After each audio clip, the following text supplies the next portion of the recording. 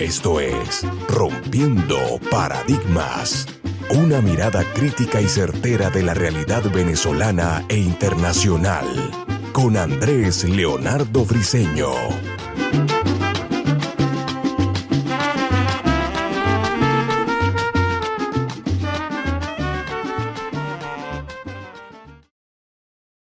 Buenas, bienvenidos a un nuevo episodio de Rompiendo Paradigmas. Este es el capítulo 21 de este programa. Y hoy vamos a hablar de un tema que vengo tratando hace años y que justamente coincide con la celebración este día sábado de la Hispanidad. Hoy es 10 de octubre. En 2 días estaremos evocando lo que para muchos y definitivamente para nosotros, los que habitamos el continente americano, es el suceso más importante de la historia después de la cristiandad, como lo es la conquista. Pero antes de empezar oficialmente con el programa, me gustaría invitarlos, como siempre, a que nos apoyen en Patreon, donde ya realizamos algunos cambios, algunas mejoras. Y recuerden que la ayuda académica de la que hablaba en el programa pasado es parte de los beneficios de Patreon, de aquellos que se conviertan en nuestros mecenas. También recordarles que si les gusta el contenido que hacemos, los invitamos a que se suscriban por acá, por YouTube, le den like a nuestros videos, dejen sus comentarios, presionen la campanita para recibir actualizaciones y si nos escuchan por Spotify o por alguna otra plataforma de podcast, también nos sigan por ahí. Todo esto nos ayuda a seguir creciendo y a seguir brindando más y mejor contenido.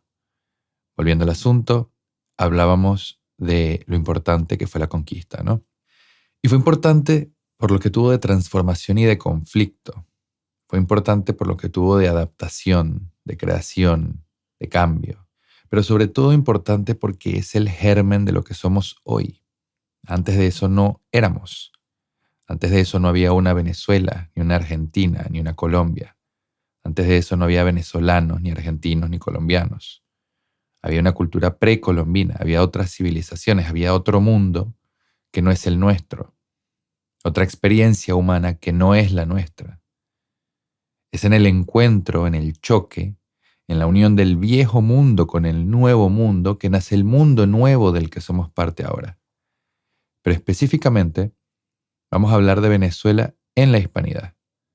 Cómo se inserta lo nuestro, lo que somos, decimos, sentimos, vivimos, en ese reino más grande que es el de Cervantes. En esa cultura que nos envuelve y nos forma, que es la occidental. En esa comprensión del bien y del mal que tiene su origen en la evangelización cristiana del continente. Justo hace unos días, haciendo referencia, no sé si al programa Bolívar, el último español, alguien decía que la hispanidad no es solo cristiana, o no tiene que ver con lo cristiano.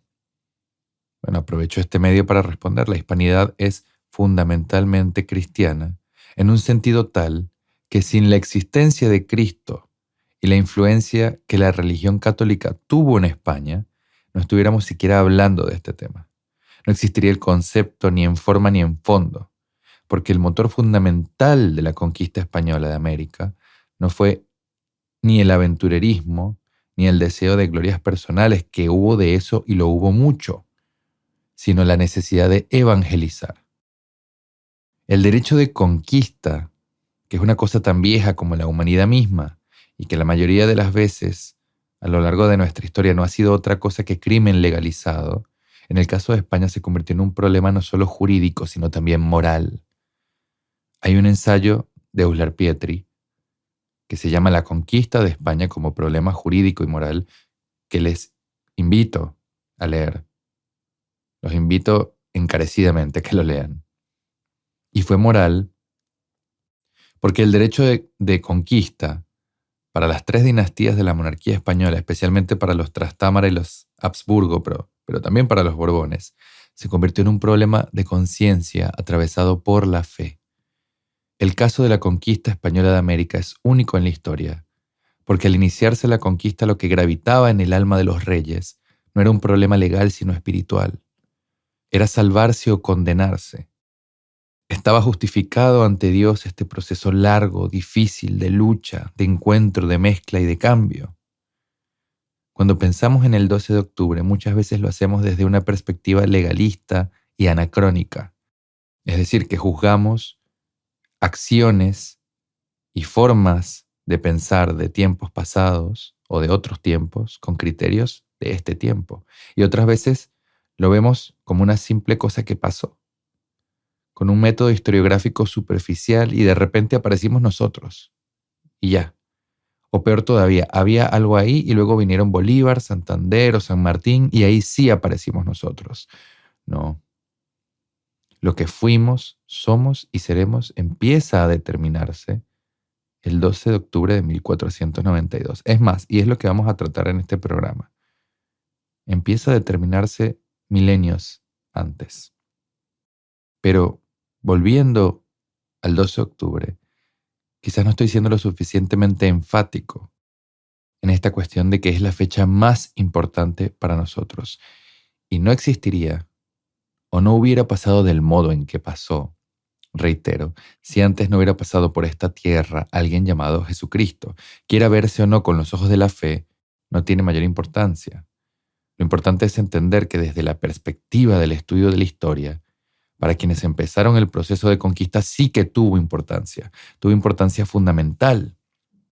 Sin la cristiandad en la hispanidad no hubiéramos tenido ni leyes de Burgos, en 1512, donde se declaraba la libertad de los indios, ni la bula papal de 1537, que reconocía su dignidad humana, ni las leyes nuevas de 1542, ni la recopilación de 1680.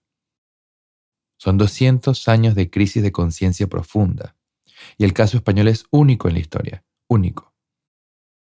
Hasta el siglo pasado, el Imperio Británico todavía no reconocía la humanidad de muchas tribus en Australia.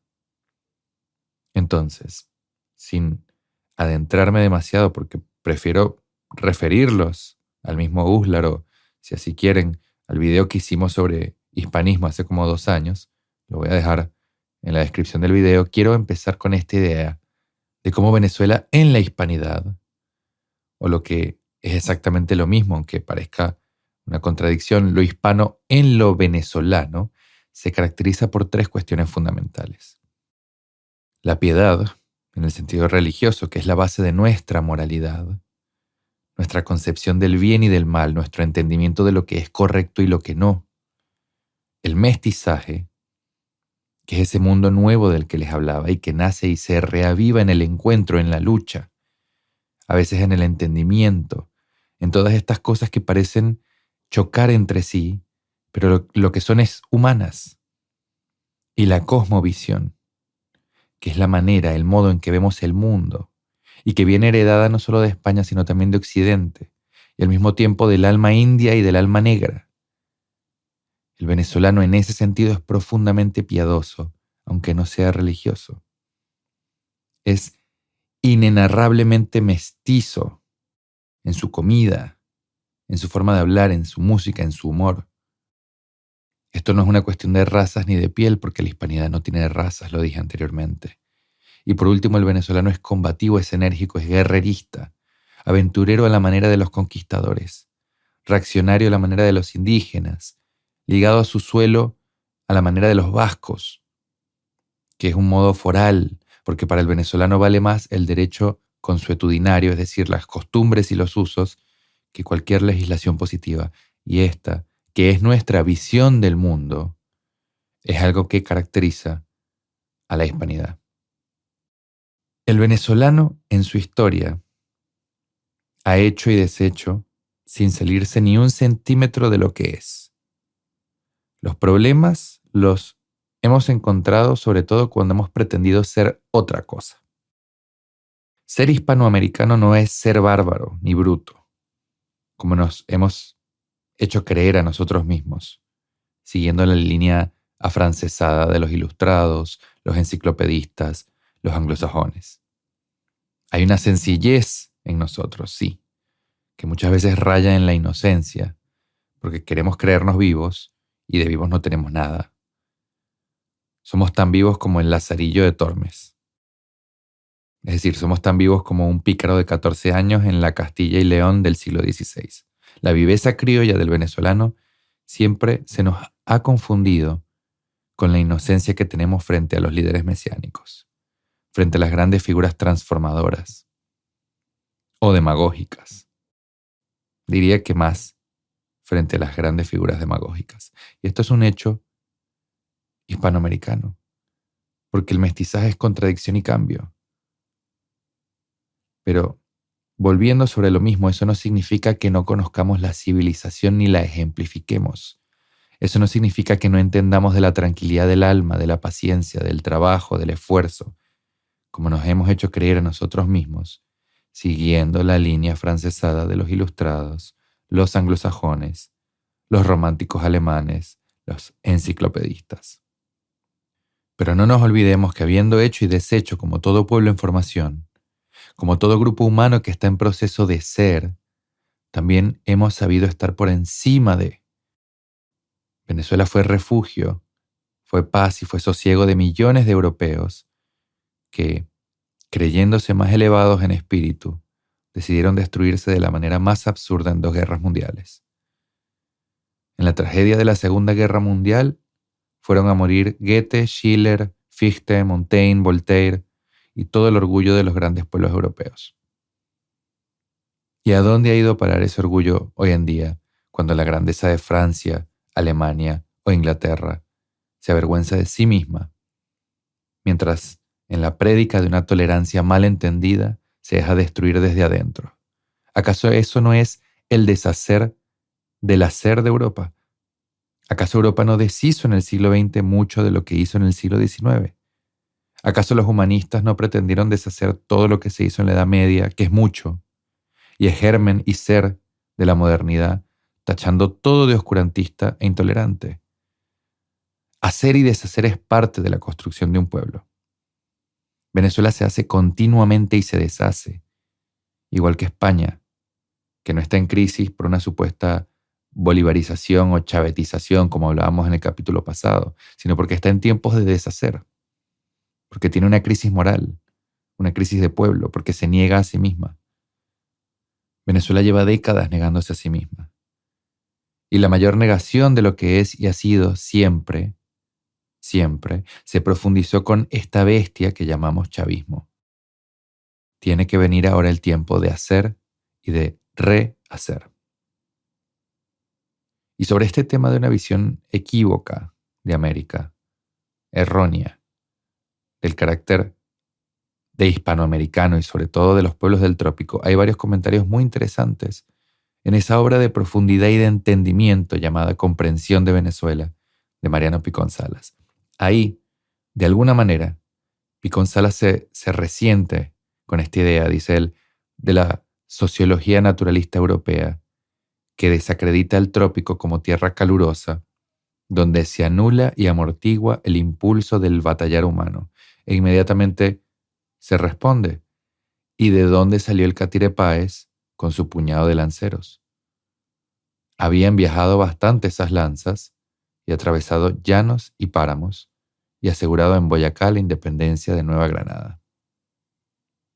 Esta imagen de Páez, la primera lanza del mundo, como llegó a decir Bolívar, y esta imagen de los lanceros de Páez, en mucho se me parece a la de los tercios viejos de Flandes, ese grupo de hombres absoluta y completamente heterogéneo, compuesto por tropas alemanas, holandesas, españolas, italianas, borgoñonas, y que llegaron a convertirse en el ejército de infantería más temido y más poderoso del mundo. La espada del tercio es la lanza del llanero venezolano. Pero la lanza del llanero es también el arco del indio. Mariano Picón Salas llegó a decir también que esta conciencia de raza vieja la han tenido siempre muy clara, por ejemplo, los margariteños, en su unión de españoles y guayqueríes, porque hay en ellos una conciencia tribal, un sentido de pertenencia que es muy indígena, pero también una espiritualidad hondísima, que donde más se nota es en el culto a la hermosa Virgen del Valle. Y esa espiritualidad religiosa, que es otra cualidad venezolana, también se enmarca dentro de la hispanidad. Junto a la advocación mariana de la Virgen del Valle está Nuestra Señora de Chiquinquirá, está la Divina Pastora, está Nuestra Señora de Coromoto, siempre la misma, María Santísima, pero cada una peculiar en el modo y las maneras de cada región. Hay algo en la chinita que es esencialmente zuliano. Hay algo en la divina pastora que es esencialmente larense. Y esto es importante porque nuestros regionalismos son también un problema de la hispanidad, un problema y una virtud de la hispanidad.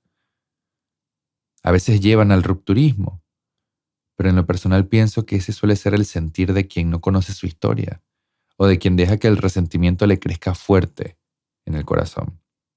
Porque uno puede estar perfectamente orgulloso de ser zuliano o andino o larense o llanero, sin perder de vista que también es venezolano. Lo esencial del venezolano, en este sentido en particular, es la diversidad de su pueblo. Venimos de un largo proceso de mestizaje en América que empieza con la llegada de un imperio también mestizo, un imperio atravesado por la cristiandad castellana, pero también por la cultura árabe y judía, por la cultura sajona de los visigodos, por la cultura celta, por la cultura íbera, del mismo modo en que la diferencia se mezcla, se transforma y se crece en lo español, así lo hace en lo hispanoamericano, y por eso compartimos un reino cultural con argentinos, mexicanos, peruanos, colombianos, bolivianos, salvadoreños, y en pequeño, el maracucho, tanto como el caraqueño, se crece en su venezolanidad.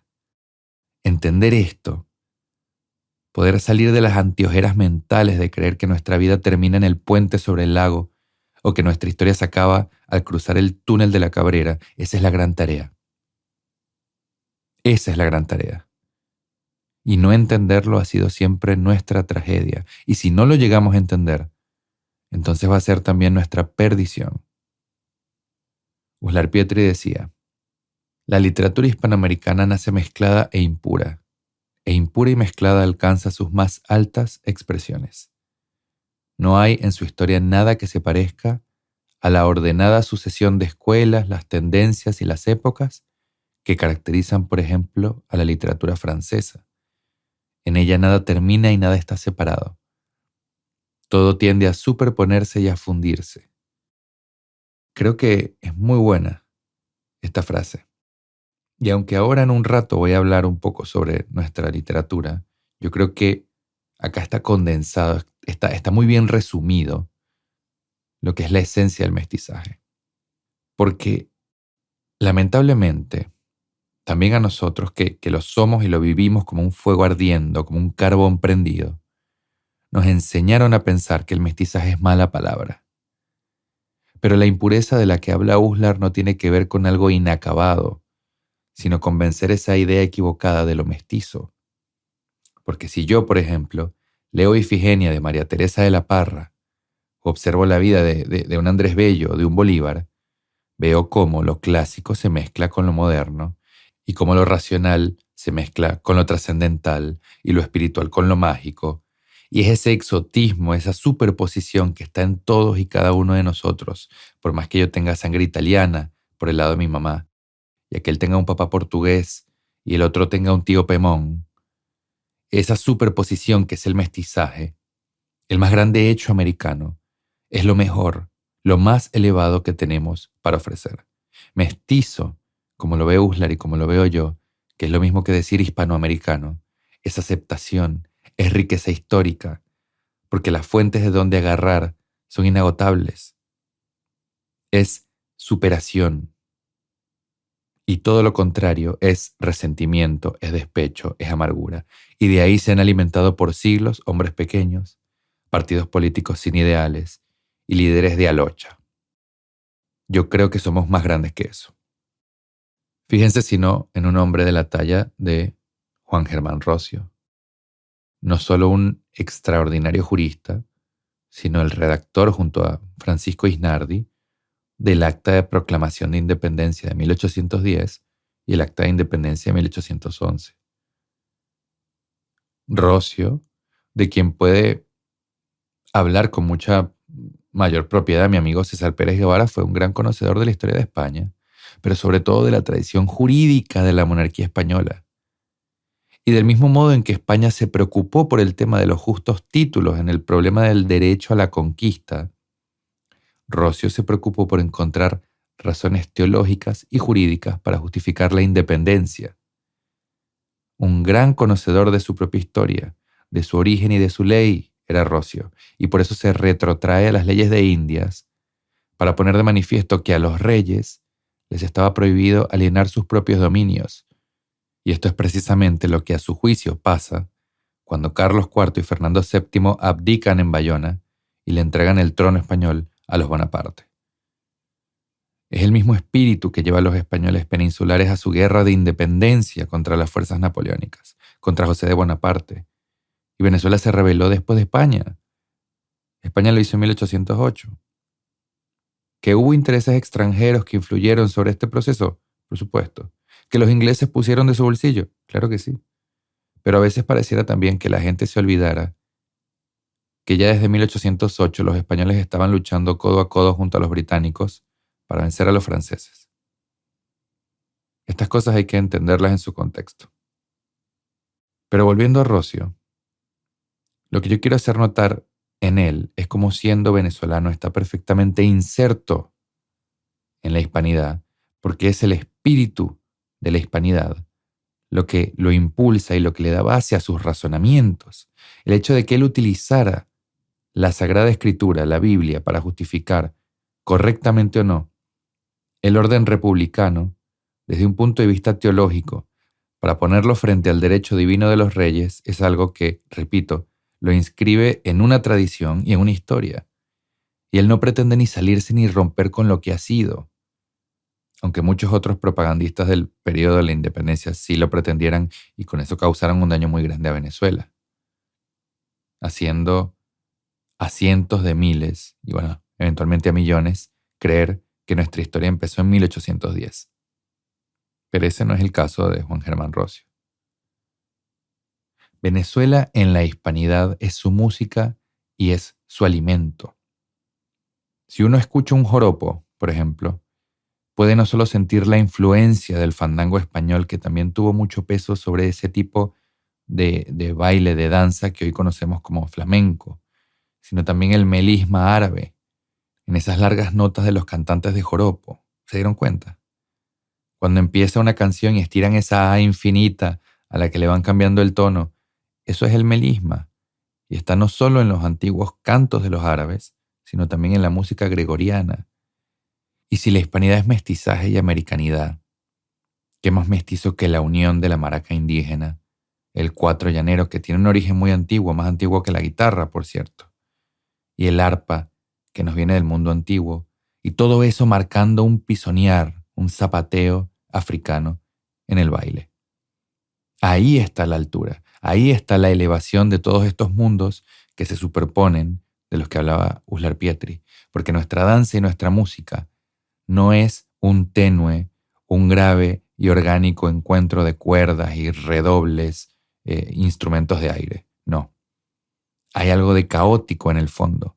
Pero todo ese caos, como en el jazz norteamericano, que también es música mestiza, que parece que no va a dar fruto, que parece que no va a sonar bien, que parece que está desafinado, cuando tú lo juntas todo, ¡boom!, surge la belleza y todo el esplendor de un pueblo que es muchos pueblos. Y ese es solo un ejemplo. Y tenemos formas más o menos mezcladas. Si vemos el tambor o el pasodoble venezolano, o los violines andinos y el calipso. Y en la comida, yo honestamente pienso que antes que un poema de Góngora, más barroca es una hallaca. Ahí está todo. Ahí está el origen y el devenir de civilizaciones enteras. El maíz de los indígenas, la aceituna mediterránea, la hoja de plátano, que es africana pero también es americana. Uslar Pietri, volviendo a él, lo sintetiza maravillosamente en un ensayo que siempre recomiendo, que es La hallaca como manual de historia, porque efectivamente, adentrarse en lo venezolano es adentrarse en el hecho americano, que es lo mismo que adentrarse en la historia general del mundo. No es maravilloso, es espectacular. Y tenemos, por otro lado, la lengua.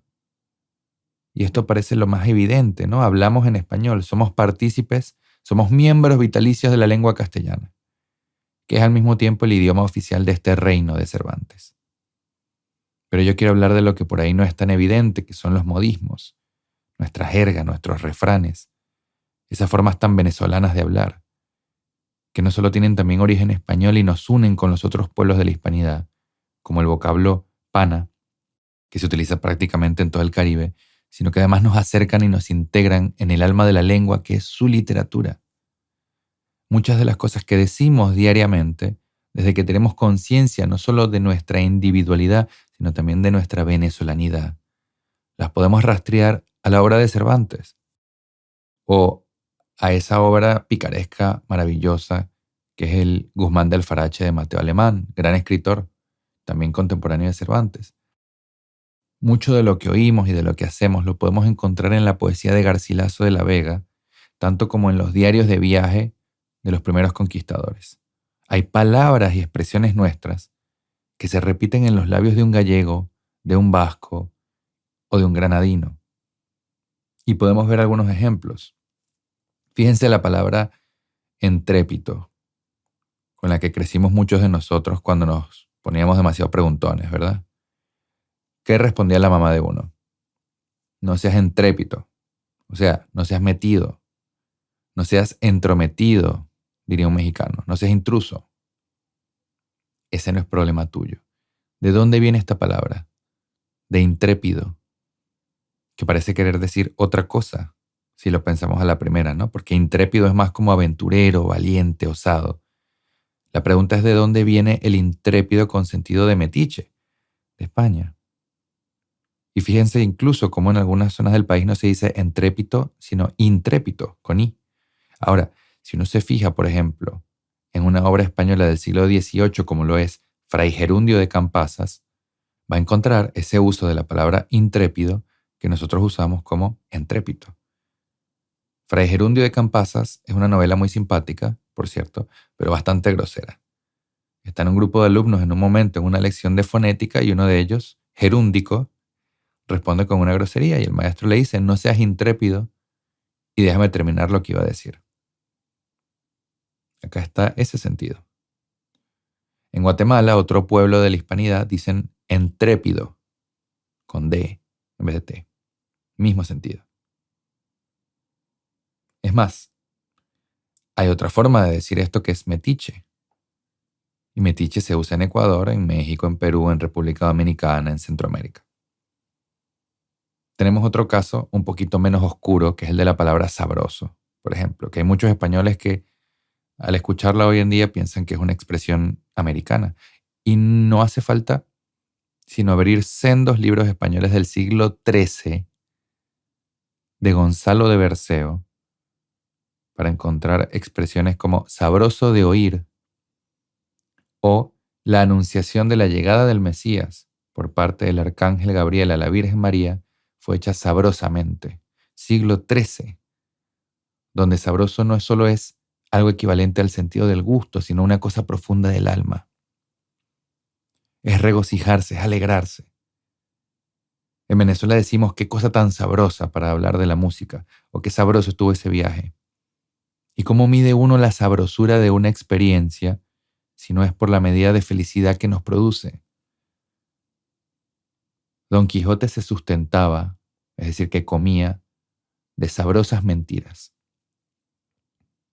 Garcilaso de la Vega le pedía a las aves que lo despertaran con su cantar sabroso. Y hablando de eso, para mucha gente no hay cosa más sabrosa que echarse unos palos. ¿Y por qué palo se traduce en bebida? Porque la bebida pega. Y el primer sentido de palo, en este caso, el de recibir el palo o echarse un palo, es el de golpearse a sí mismo. En España, por ejemplo, uno puede pegarse una espoleada de vino, o una zurra, o un azote. Después de cada pregón, dice el refrán, cuando uno bebe después de cada bocado de comida. Después de cada pregón, un azote. ¿Pero por qué palo? Por el mástil de los barcos que llegaron a América. ¿Y saben de dónde salió Cristóbal Colón? Del puerto de Palos. Y como estos 1000 casos más, podemos incluso hacer videos cortos hablando de estos temas. Lo estuvimos pensando para el TikTok, pero qué cosa más bonita, ¿no? Porque no es el idioma español que heredamos como una cosa muerta lo que nos hace parte de la hispanidad, sino el que sentimos como un organismo vivo porque es la esencia de nuestra venezolanidad. Y esa esencia vive en la poesía de un clérigo español del siglo XIII, y en el aventurerismo de un navegante del siglo XV, y en la comicidad, en el juego de palabras de un novelista del siglo XVIII. Somos y estamos insertos en el alma de la hispanidad, tanto como un madrileño o un vizcaíno, o, ya lo dije, como un guatemalteco, un mexicano o un argentino. Pero es importante que recuperemos el sentido original de las cosas, empezando por el lenguaje, si es posible, porque de ahí viene la forma que le damos al mundo.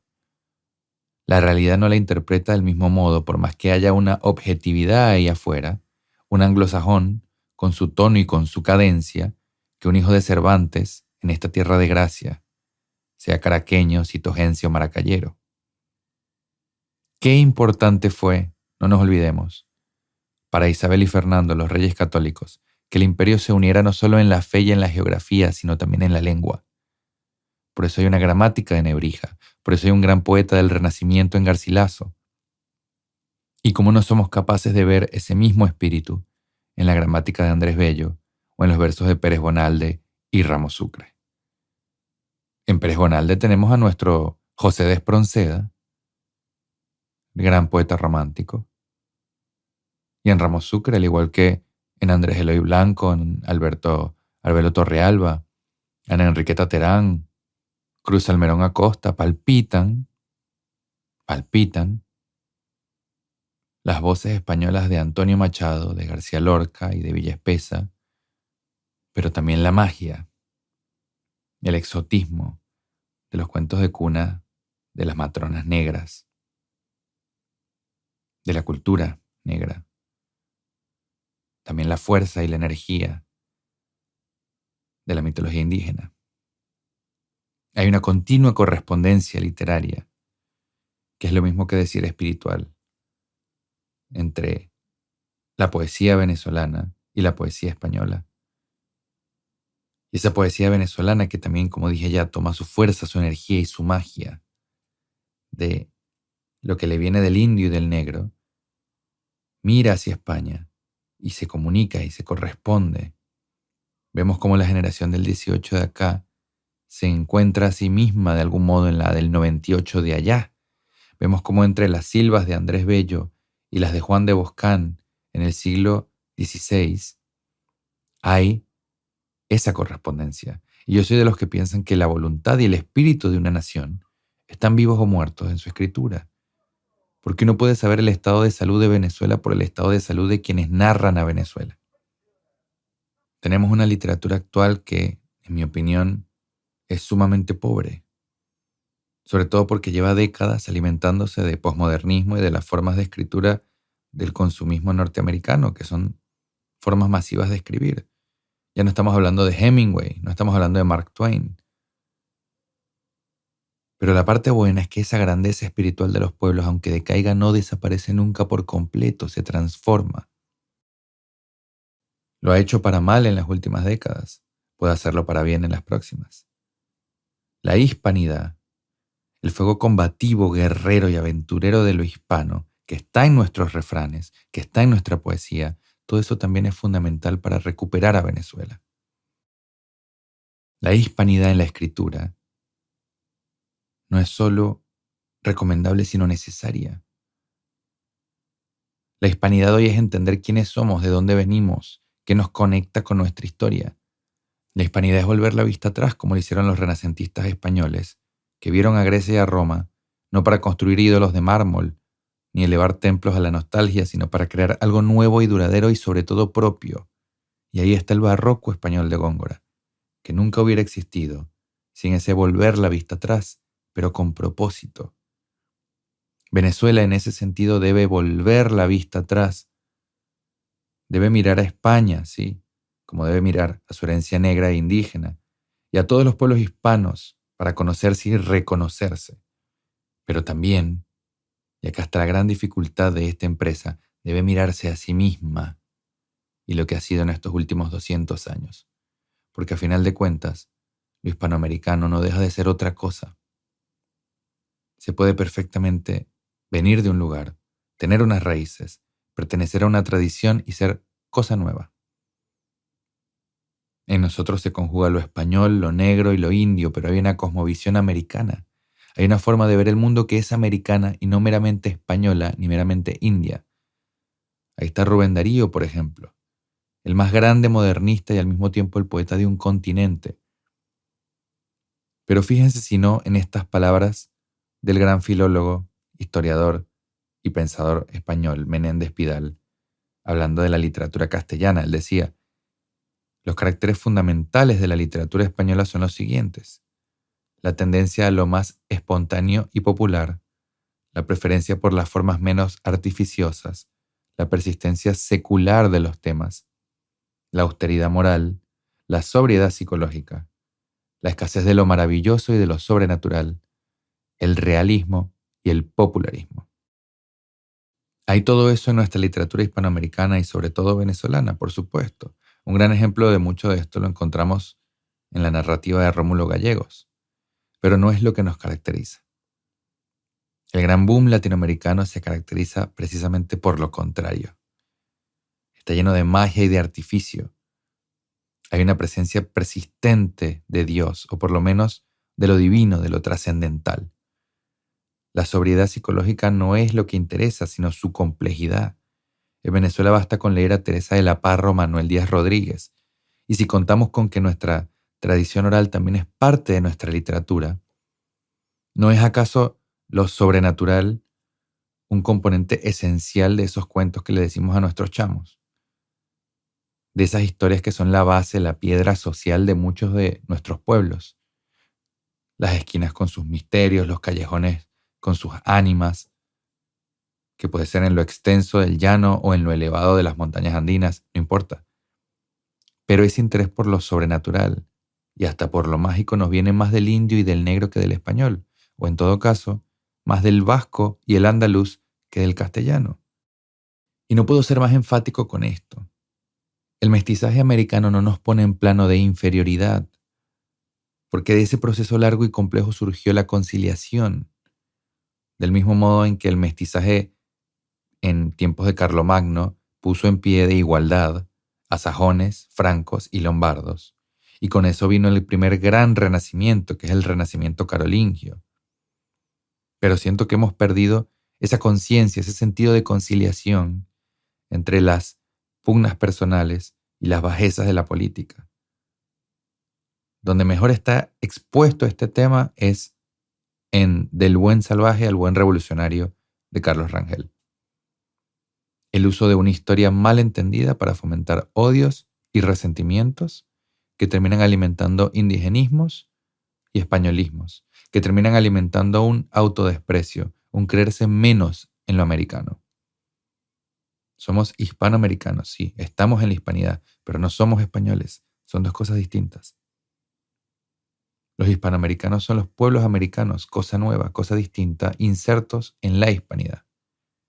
Mariano Picón Salas lo sintetiza hablando de este pueblo nuestro, al decir que se formó en encuentro y alianza de grupos raciales, en el contacto modificador de la tierra, el clima y el trabajo ancestral, y en el predominio de distintas formas de cultura, que unas veces venían de Sevilla o las Canarias, otras del Virreinato de México, otras de la relación con piratas y corsarios, y bueno, claro está, del encuentro con el esclavo africano y con el aborigen. Pero creo que el gran problema acá es que los políticos nos han masticado la comida y nos han aguado la sopa tanto que los conceptos más complicados nos cuestan mucho. Pero lo que hay que entender es lo siguiente: nosotros no somos indígenas. Nosotros, repito, no somos negros, no somos españoles, somos americanos. El producto del encuentro de tres sangres, dirían los poetas, insertos en un mundo más grande, en una esfera, en un reino espiritual que es el de la hispanidad. De modo que se puede ser zuliano, venezolano e hispanoamericano al mismo tiempo. Entender esto, aceptarlo, es una tarea fundamental. Es la tarea fundamental de nuestra historia. Si no, vamos a seguir siendo presa fácil de los políticos y de las ideologías que se alimentan de la falta de identidad. Los marxistas que pretenden ponernos en pie de guerra contra España, y ese tipo de liberales que creen que la belleza empieza en Miami o en cualquier cosa que tenga que ver con el mundo anglosajón, desde su consumismo hasta el capitalismo extremo. De los primeros, bueno, ahí tenemos el caso, por ejemplo, de la nueva presidenta de México, Claudia Sheinbaum, que hizo esa supuesta ceremonia indígena en la toma de investidura. Y eso es una falta de respeto. Es una falta de respeto a la inteligencia de los mexicanos y a la historia de los mexicanos. Lo mismo que andar exigiendo a España o al Papa que pida perdón en función de la corrección política. Bueno, si es así, todos los habitantes de la Ciudad de México, que está asentada sobre la antigua Tenochtitlán, deberían pedirle perdón ya a la gente de Tlaxcala y de Veracruz, donde habitaban los tlaxcaltecas y los totonacas, por los horribles crímenes que cometieron los mexicas contra ellos en honor a Huitzilopochtli. Pero lo cierto es que ninguna de estas cosas, de estas ideas y de estos principios son propios ni del venezolano ni del hispanoamericano. A nosotros nos debe movilizar la conciliación porque somos el producto del encuentro, a veces terrible y a veces armonioso, y la trascendencia, porque somos los herederos de pueblos de espíritu piadoso que crean en cosas más grandes que sí mismos y no únicamente en el poder del dinero o de la materia. No hay que creernos menos jamás. Unamuno estaba seguro que el destino de España estaba en América, y quizás sea así. Yo voy más allá. Yo creo que el destino de Occidente está en América. Toda esa historia que nos lleva hasta Carlomagno y aún más hasta las civilizaciones antiguas de Grecia y de Roma, todo eso se condensa en nosotros a través de España y también a través de ese otro mestizaje de italianos, portugueses, sirios y libaneses que llegaron a nuestra tierra de gracia buscando un mejor futuro y por lo general lo encontraron. No hay que quedarnos con esa versión absurda y arbitraria de lo americano que aparece en una obra tan magnífica, sí, porque objetivamente es buena, como El tirano Banderas de Valle Inclán. Porque nuestro ser no se reduce, diría Picón Salas, a una caricatura magnífica de una América de cromo poblada de guitarras, hamacas, machetes y caciques de pelo hirsuto y ancho sombrero. No. Tenemos que dejar de usar el término bananerismo o suramericanismo político para hablar de nosotros mismos.